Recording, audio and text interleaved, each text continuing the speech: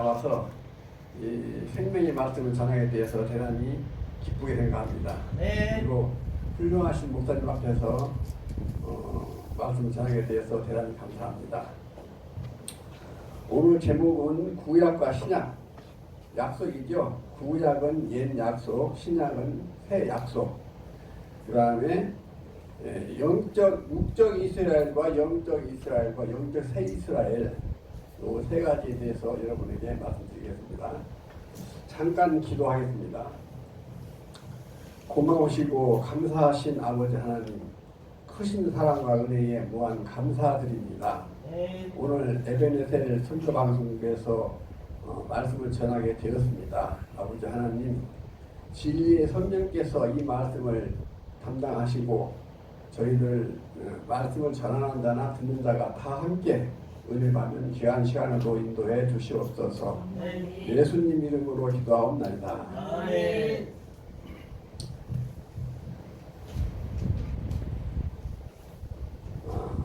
아담과의 맺은 언약을 한번 보겠습니다.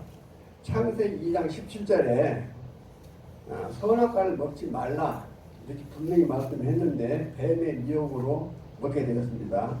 그러면 언약이 깨진 것이죠. 우리는 옛 약속이나 신약이나 우리가 상고하는 것은 약속을 지키라고 하는 것입니다.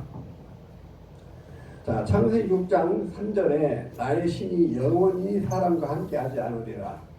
지구촌을 떠나가신 것이죠.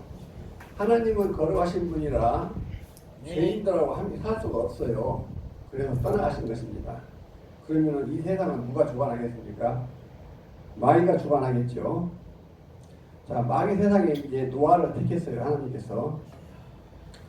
창세기 9장 11절에 보니까 언약을 세우르니 하면서 홍수로 세상을 멸하지 않겠다고 무지개를 약속을 했습니다. 창세기 9장에 가서 보니까 노아가 포도주를 마시고 벌거벗었으므로 함이 그 형제들에게 고했어요. 마귀가 이제 함으로 들어간 것이죠. 그 고한 채로 그 함의 아들 가나안이 저주를 받았어요. 그래서 죄악 세상이 된 것이죠. 그래 함이 이제 그 마귀의 조종을 받고 그 함의 죄로 인해서 가나안이 저주받고 종이 된다고 가나안 7족이죠. 마귀 족속들 그 시조가 된 것입니다. 이렇게 해서 마귀가 주관하게 됐고, 그 다음에 아브라함과 언약을 보겠습니다. 하나님께서는 시대마다 사람들을 세워서 언약을 하셔요. 근데 시대마다 언약을 어기는 이 사람들이, 하나님께서는 새 일을 계획하셨는데, 일단은 아브라함과 언약을 한번 보겠습니다. 이방이 계기되어서 4대 만에 재물을 이끌고 나온다고 약속이 되어 있어요. 그대로 출애굽기 6장 16절에서 20절에 보면은 1대가 레위, 2대가 고핫, 3대가 아브람, 4대가 모세. 5세 때 출애굽했죠. 그래서 하나님은 약속하시고 반드시 이루시는 분이다. 살아계시는 분이다. 이렇게 생각하시면 되겠습니다. 자, 출애굽기 6장 16절에서 20절에 보니까 여호수아와 갈렙이 이제 또 이세들이 데리고 들어갔죠. 가나안에 1세대는 다 배도해서 광야에서 엎드려 죽고 2세들이 갔는데 거기 이제 여호수아와 갈렙이 이제 지도자가 돼가지고 세겜에서 약속을 했어요. 우리는 다시는 그 하나님을 배신하지 않겠다. 오직 여호와 하나님만 믿겠다. 이렇게 약속했는데 그 약속이 깨졌죠. 솔로몬 때 가서 이방신을 섬긴 거예요. 그래서 시대마다 언약을 파괴하기 때문에 하나님께서는 야, 이건 안 되겠다. 육적 이스라엘, 즉 아담의 유전자로 난 사람들은 다 배도하게 된다. 그래서 하나님께서는 획기적인 계획을 세우신 거예요. 자, 새일 약속인데 예레미야 31장에 가서 보면은 새 일을 할 것을 약속하시고, 또 하나는 두 가지 씨를 뿌릴 것을 약속하시고, 또 하나는 새 언약을 할 것이다. 이렇게 약속을 했어요. 하나님께서. 예레미야 선지자를 통해서. 그 새 일을 한번 알아보겠습니다.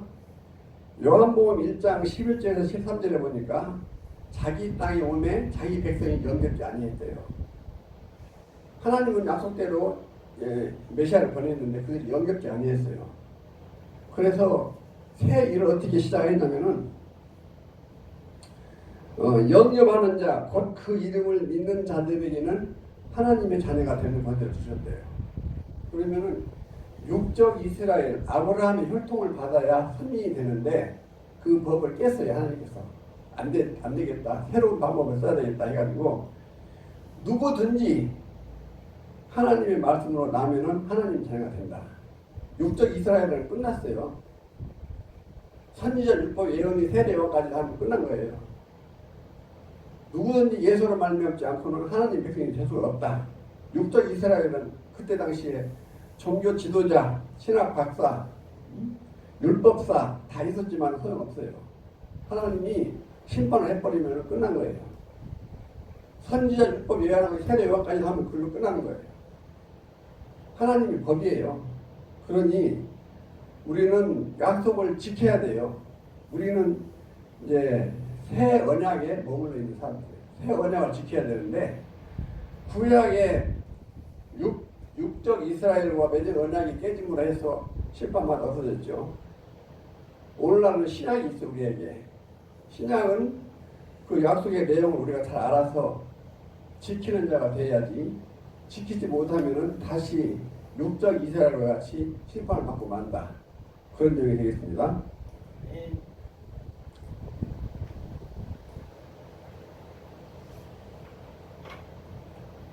자, 예수님께서 오셔서 이제 씨를 뿌렸습니다.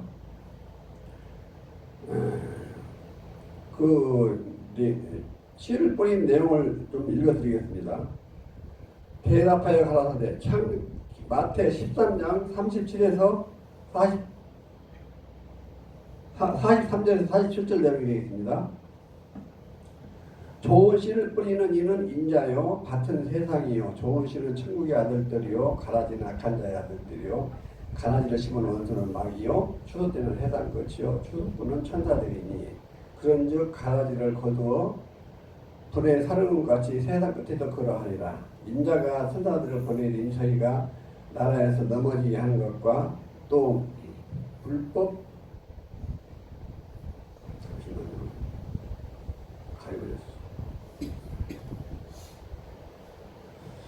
불법을 행하는 자들을 거두어내어 풀불에 던져 넣으리니 거기서 울며 이를 감이 있으리라. 그때의 의인들은 자기 아버지 나라에서 해와 같이 빛나리라. 이렇게 약속이 되어 있어요. 지키면은 하나님의 나라에서 해와 같이 빛나고 지키지 못하면은 풀불에 던져 넣어진다. 이건 장난이 아니죠. 하나님의 말씀은 이대로 되어진다는 것입니다. 그래서 좋은 씨를 뿌리는 이유는 뭐냐면은 추수하기 위해서 알고 그걸 거두어서 볶아내 넣고 가라지는 불태운다는 것입니다. 추수죠. 이 추수가 약속이 되어 있습니다. 자, 계시록 6장에 가서 보니까 해, 달, 별이 떨어진 이후에 추수를 한다고 되어 있습니다.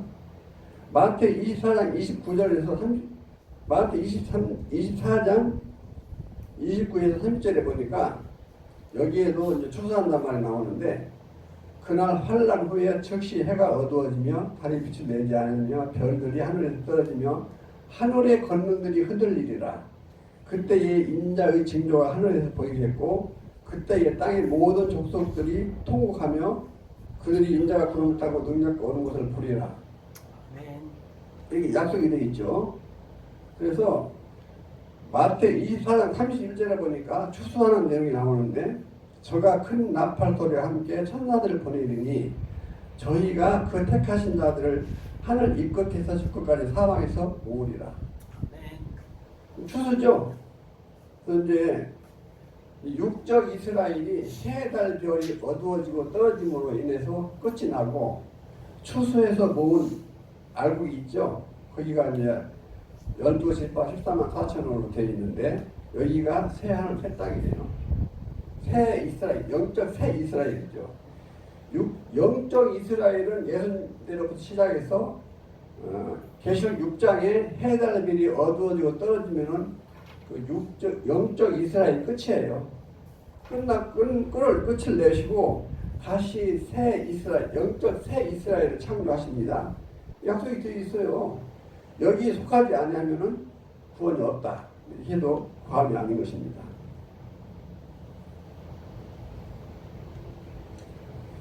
자, 계시록 14장 1절에서 5절 내용인데 여기에 보니까 추수해서 모아진 백성들이 시온산에 모여 있어요.